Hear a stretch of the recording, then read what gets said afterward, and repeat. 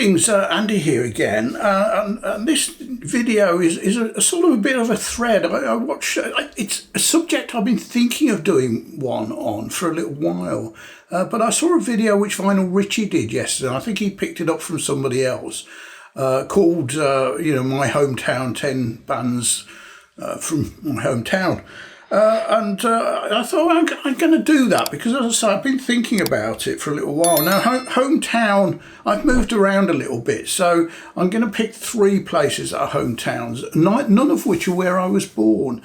So I was born in London, in West London, around sort of Shepherd's Bush, Hammersmith, but I was a baby then.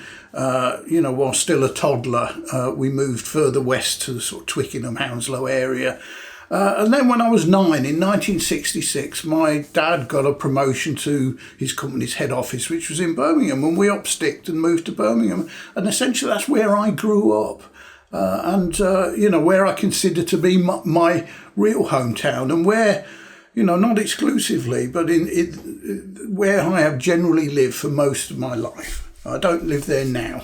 So, Birmingham, but I also lived for quite a while in a place called Macclesfield in Cheshire, and I'll come to that. And I now live in a place called Basingstoke, which is in Hampshire, in the south of England. But let's start with Birmingham, and I've got to mention these, and there's an element of a tale of 2 watermills in this as well, which will make sense as we get through. So, obviously, probably the most famous band from Birmingham is Black Sabbath. Excuse me. And they, they were 4 working class lads from a very industrial part of Birmingham, slightly to the north of the city centre, called Aston, and obviously famous for the football team Aston Villa. And this was their first album. On here is a picture of a watermill. We're going to come back to that later on. But, that is for what many people tend to think of as Birmingham. But I grew up in the south of Birmingham in a suburb called Moseley, which was much more, much more genteel, shall we say, and leafy. And the surrounding suburbs, there was a sort of to the south and slightly to the west. There's a bunch of them. So you've got Moseley, Kings Heath, Harborne, Edgbaston, that sort of area. He grew up. Just a quick bit of trivia to do with it, which I think is quite interesting from a cultural perspective. So, who grew up in that area as a child was Tolkien. Lord of the Rings, The Hobbit, and all of that stuff. He grew up very near, or his early years were very near where I went to school. It's Moseley School. It was originally a Moseley Grammar School. And sort of down the road from it was another watermill, a historic watermill called Sarehole Mill. Needless to say, when we were kids, we called it Arsehole Mill. And over the road from that was a place called Moseley Bog, which at the time, back in the 70s, was late 60s, early 70s, was pretty horrible. It was next to the school playing fields, and we used to have to do cross-country running through it, and it was cold and wet and miserable. But those 2 places supposedly inspired the Shire to Tolkien, where the hobbits were, and the bog was where they was escaped from the Shire and got ran from, and got stuck in the bog. Slightly further over, so Edgbaston, I think he lived there for a little bit in his later childhood, and there were 2 towers there, one called Perrott's Folly. And then down the road from that is Edgbaston Waterworks, which had a tower. And those supposedly inspired the 2 towers in there. So that's that. More recently, Moseley has an annual, fairly well-known folk festival. And it's held in Moseley Park, which also has a tennis club. I used to live over the road from it, and we used to go in and do that. And the tennis court was famously where a certain picture that graced many a teenage wall back in the day was taken. So anyway, that's enough trivia about Moseley and its surrounding areas. So when I first moved there, down the road from me, same road but the other end of it, lived one Bev Bevan, who's the drummer of the Move and later ELO, the Move actually, came about in Moseley. So even though they weren't necessarily all born in the immediate area, most of them went to school there, either same school I went to or a Moseley Art School, and they formed then. And then obviously later on came ELO, and this is I've got a few ELO albums. So this is their sort of the earliest of the ones I've got, and it's probably their most proggy. It's called El Dorado, a symphony by the Electric Light Orchestra. So that tells you all you know. It's quite good anyway. And this was a discounted. I'm a sucker for a bargain, and it's a superb pressing, a MoFi pressing of it, and very good it is too. And also Moseley was. Two bands, famous bands from Moseley. UB40 come from Moseley, and who I think are okay. The band I thought was superb from there was The Beat, and this is their debut, I Just Can't Stop It, and this is an original, superb, Mirror in the Bathroom, Hands Off, She's Mine, Stand Down Margaret, Can't Get Used to Losing You, so superb record, and also from Moseley. It's even on the.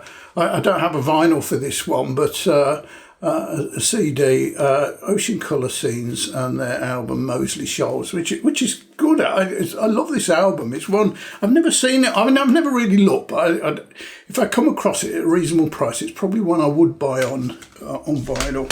And then I mentioned, these sort of surrounding areas, Harborne being, one just a bit further southwest, and a couple of bands from there.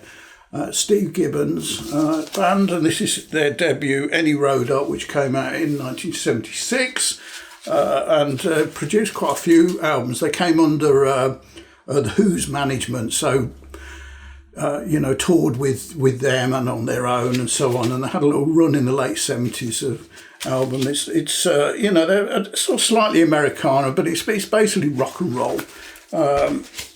And last but not least of my Birmingham contingent is City Boy, also from Harborne, or some of the band were anyway. And this is their 77 album, Young Men Go West. So as we move, I lived not always in Moseley there. So when I got married, I lived a bit further out around sort of Halesone, Stourbridge area, and then moved to Sutton Coldfield, which is a sort of town which adjoins Birmingham to the north. And then in 1988, my daughter then was 2. I got a promotion from work to the Manchester office, and we upsticked and moved to a town called Macclesfield, which is in Cheshire.